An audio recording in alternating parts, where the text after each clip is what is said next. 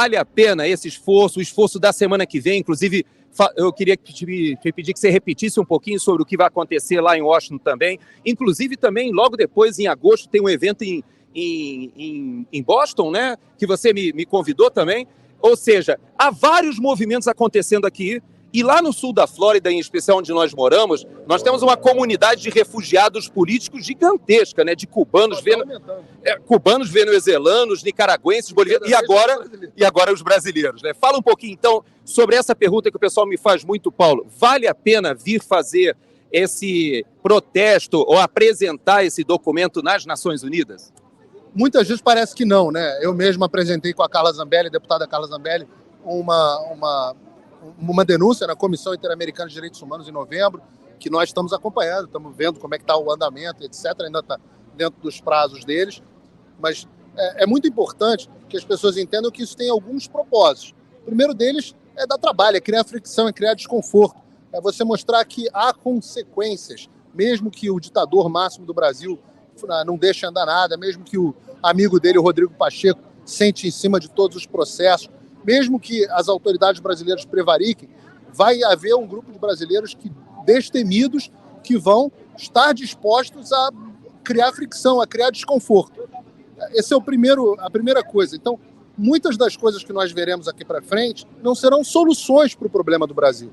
Elas serão fricções para impedir que eles avancem com tanto conforto. Eu acho, e cada vez que eu estou explicando essa história, eu estou abordando um ponto diferente, mas eu acho que eles dão um ótimo exemplo para a gente de como isso deve ser feito. Veja, quando o presidente Bolsonaro foi eleito em 2018, em 2019, eles já estavam criando inquérito inconstitucional, eles já estavam denunciando, o Jean Willis fingiu que era exilado nos Estados Unidos.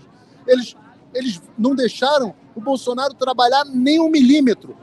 Qualquer coisa que era feita, vinha um movimento que, mesmo que não impedisse, dificultava. Você reduz a velocidade do avanço do governo totalitário. Isso é muito importante. Esse é um ponto. O segundo ponto é esse de você registrar os documentos para a história, de você garantir que as pessoas, as próximas gerações que virão, quando esse regime cair, as pessoas serão responsabilizadas. Vai haver registro de tudo que aconteceu. Então, isso é muito importante, para que ninguém amanhã diga que o Brasil não viveu uma ditadura. Não, viveu sim. E isso facilita, inclusive, pedidos de asilo, pedidos de reclamações de perseguidos políticos nos Estados Unidos, na Europa e onde quer que seja. Então, esses documentos subsidiam, têm esse efeito prático, imediato. Qualquer um que for pedir asilo político aqui nos Estados Unidos, vira e fala aqui, olha aqui, tem um documento assinado por 50 parlamentares brasileiros dizendo que o Brasil é uma ditadura, dizendo que as garantias brasileiras constitucionais não estão sendo respeitadas. E, por último, conectado com esse tema, você tem a questão da conscientização da comunidade internacional, que é muito importante. A mesma comunidade internacional que garantiu a eleição duvidosa do Lula, ela precisa ser conscientizada do que se passa no Brasil, de que hoje o Brasil vive um regime ditatorial que vai muito além de Lula. É um regime do qual o Lula agora é parte integrante, mas que já começou a ser construído antes do próprio Lula. Então, esse processo de conscientização passa por iniciativas como essa semana. Estava na Heritage Foundation com Alan dos Santos, uma maior think tank conservador americano, explicando a ditadura do Brasil, um evento na Universidade da Flórida. Nós estávamos, hoje estamos aqui na ONU, na semana que vem estaremos, vou falar mais sobre isso, no Congresso dos Estados Unidos. Na semana seguinte, evento conservador brasileiro em Framingham, em Massachusetts, uma grande comunidade perto de Boston ali, uma grande comunidade brasileira. Em setembro, nós já temos outro evento, parece que vem um grupo de quase 10 parlamentares brasileiros, também ao Congresso dos Estados Unidos. Então, nós vamos continuar conscientizando, e é um processo, ele é um processo. A mídia não vai nos ajudar, a mídia tradicional não vai nos ajudar, mas aos poucos isso já vem acontecendo. O Brasil, já há percepção internacional de que as coisas não vão bem no Brasil. Algumas pessoas de esquerda não se importam, mas sabem. E, aos poucos, a comunidade conservadora, direita, que é mais da metade dos Estados Unidos, está tomando consciência do que está acontecendo. Eu vejo também, Paulo, uma escalada que, se por um lado nós vamos sofrer mais no Brasil, por outro lado, essa agudização, né, essa escalada da crise no Supremo Tribunal Federal, ela também causa um nível crítico de relacionamento com o próprio Congresso Nacional. Veja bem, quando a presidente do Supremo Tribunal Federal faz essa comparação de que o 8 de janeiro arremete a Pearl Harbor, por exemplo, e, aliás, numa comparação com a Kamala Harris, que aqui também fez referência ao 6 de janeiro, a Pearl Harbor, e ao 11 de setembro, né?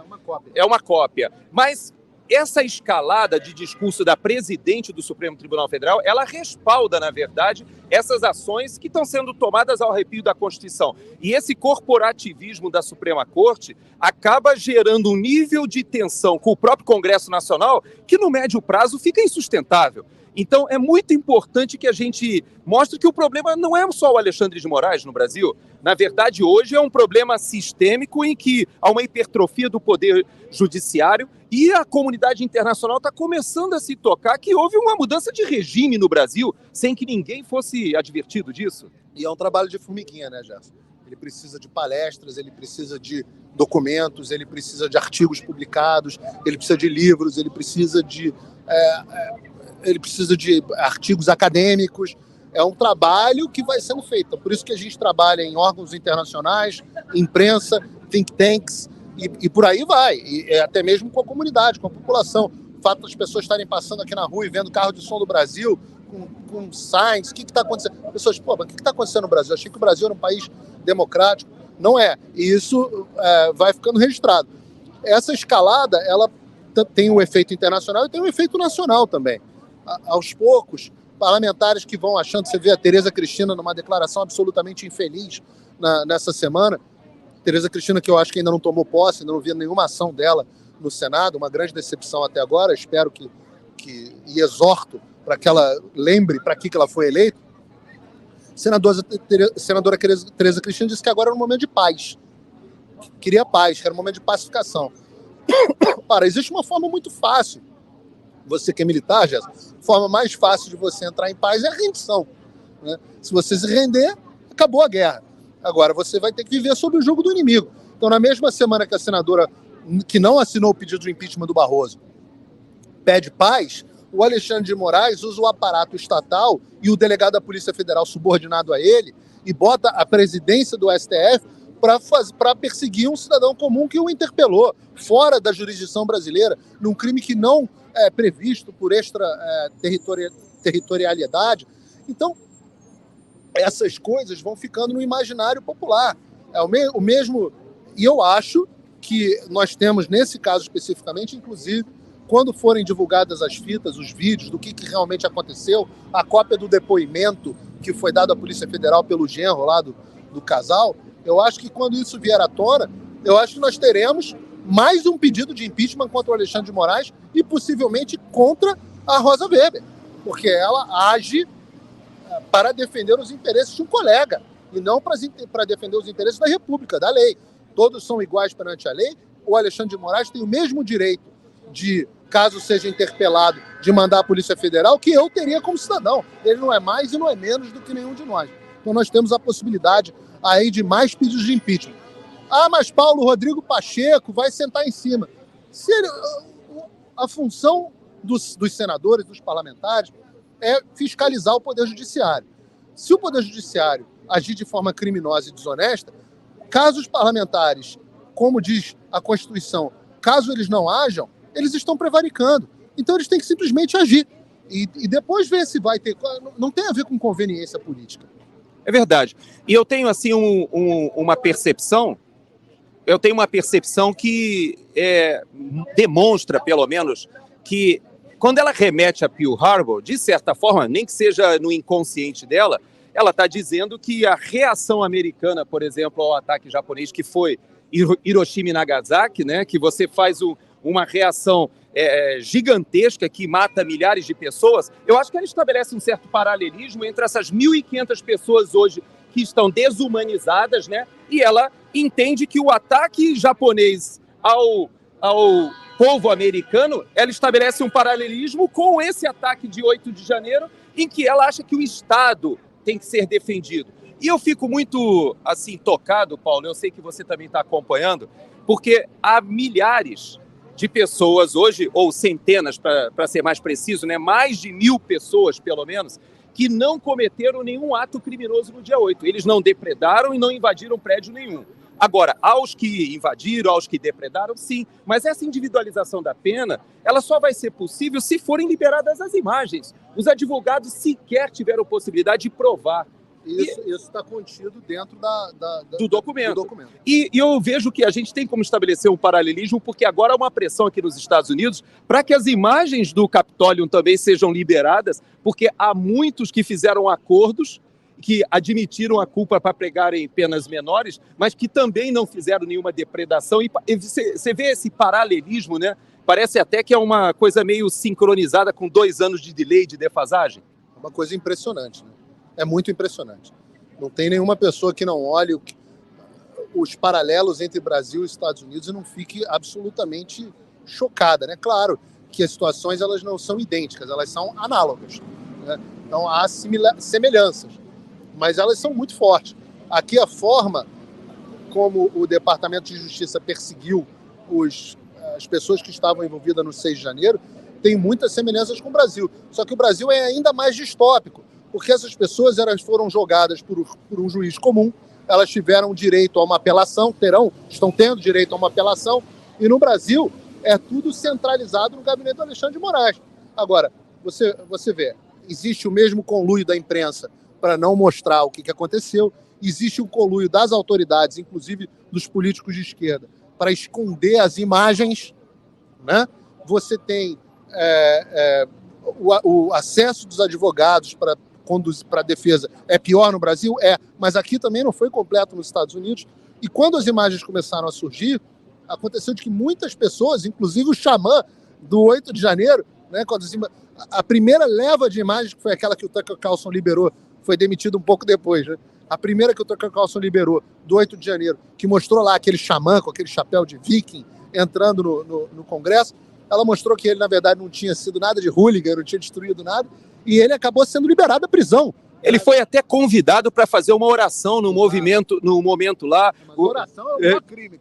Pois é. É impressionante. Esse paralelismo é realmente surpreendente, né, para quem acompanha a política como a gente tem acompanhado, morando aqui nos Estados Unidos. Mas uma outra coisa que me chama muito a atenção, se é que a gente pode estabelecer esse paralelismo, é o fato de que houve uma virada de jogo aqui quando os republicanos eles tomam a House e, de certa forma, essas imagens só foram liberadas e agora há uma pressão para que sejam liberadas na sua totalidade. E no Brasil também existe uma expectativa de muitas pessoas de que a gente possa começar essa virada se houver uma consciência da população de que a gente precisa pressionar os nossos congressistas. Nós temos 4 aqui hoje, o pessoal com o Jorge Seif, que ficou no Brasil, também, no momento de recesso, fizeram aquele movimento anteontem lá, mas a gente precisa aumentar essa massa de parlamentares. E eu tenho falado com as pessoas que nós teremos uma renovação de 2/3 do Senado aí em 2026. Existe um trabalho feito pelo senador Cleitinho já para mudar o sistema eleitoral, já para evoluir, que é uma decisão que já foi tomada 5 vezes no Congresso Nacional, diga-se de passagem. Existe a Comissão de Constituição e Justiça ano que vem, né, que está sendo assumida pelo PL e talvez a Bia Kicis assuma.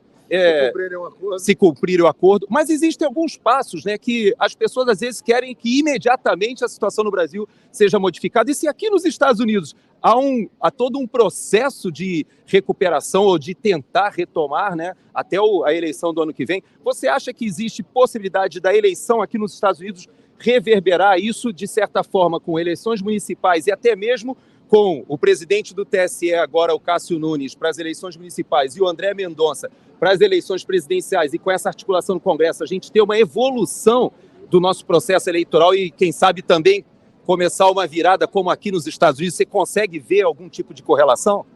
Os Estados Unidos têm uma vantagem de que eles têm um partido muito forte, que é o Partido Republicano, que nós não temos essa força toda no Brasil. Embora o Partido Republicano esteja passando por uma reformulação aqui nos Estados Unidos, ainda é um partido majoritariamente conservador. No Brasil, eu sempre falei isso, falava isso até nos pingos quando estávamos juntos. Eu dizia até o número, eu falava, eu acho que nós temos uns 100 deputados que valem a pena e uns 20 senadores. E eu acho que o número está mais ou menos esse, mais ou menos esse. Você viu, foram 80 que assinaram o pedido de impeachment do Barroso, foram 19 senadores, o número é mais ou menos esse. Então, os republicanos eles têm uma vantagem maior aqui. O que o brasileiro costumava ter que o americano não tinha? né, citando aqui as diferenças. O brasileiro era muito mais ativo na rua do que o americano. Então, as multidões que nós colocamos nas ruas no Brasil, elas sempre foram maiores do que as daqui dos Estados Unidos. Verdade. Então, a grande vitória deles nesse processo todo foi conseguir o chilling effect no país inteiro. Então, nós temos jornalistas que não falam porque estão amedrontados, inclusive colegas nossos que ainda estão na Jovem Pan. Eles não podem falar. Você não vai escutar a palavra Alexandre de Moraes praticamente na Jovem Pan mais. Então, a emissora se acovardou, tirou jornalistas, etc. Então, você consegue... Todo mundo, e eu vou falar aqui, todo mundo que está no Brasil hoje tira o pé para falar. O cara não fala. Então, calou a imprensa. Os deputados e senadores, mesmo os que estão aqui, todos eles, é unânime. Nós temos medo. Nós sabemos que a imunidade parlamentar no Brasil não está mais vigente. Então, estão parlamento amedrontado. E aí você começa, acima de tudo, a população amedrontada. Porque eles conseguiram, eu acho que nós estamos aqui brigando pelas pessoas que foram presas no 8 ou 9 de janeiro. Mas elas, a imensa maioria delas foi um grupo, foi criminoso e merece ser punido por isso, mas é um grupo pequeno. Agora, muitos foram incautos de estarem no QG, diante quando o comandante em chefe das Forças Armadas era o Lula, de estarem ali nos arredores dos prédios públicos, sabendo o que tinha acontecido no 6 de janeiro nos Estados Unidos, não há mais justificativa para ninguém estar ali. E nós ainda falamos para as pessoas, cuidado. Então, essas pessoas, elas foram presas por um motivo, porque elas foram ou criminosas ou incautas. Nunca ninguém foi preso na Avenida Paulista, nunca ninguém foi preso na Praia de Copacabana, nunca ninguém foi preso nas inúmeras manifestações que aconteceram no Brasil. Então as pessoas precisam também ter um pouco de coragem, ter um pouco de fortaleza para voltarem sim aí às ruas. Porque, não, mas Paulo, não adianta. De novo, você não vai resolver, você vai criar fricção, você vai mostrar que tem coisa do outro lado. Eu passo o dia inteiro conversando com parlamentares, a maioria da oposição, é verdade. Mas mesmo eles respondem muito a vocês. Eles falam, não está tendo pressão popular. O quanto que o Jorge Seife não brigou para conseguir as assinaturas e, no final das contas, o que mudou foi a pressão popular. O PL 2630, que o PL da censura, que foi aprovado a urgência na Câmara, ele foi barrado por duas coisas, pressão popular e pressão das Big Tech, das redes sociais. Então, as pessoas, o que vai liderar a virada no Brasil, acima de tudo, ela certamente passa pela volta da população manifestando a sua vontade, pela perda, não a perda do medo, a superação do medo, que é mais do que a perda do medo, da população voltar para as ruas.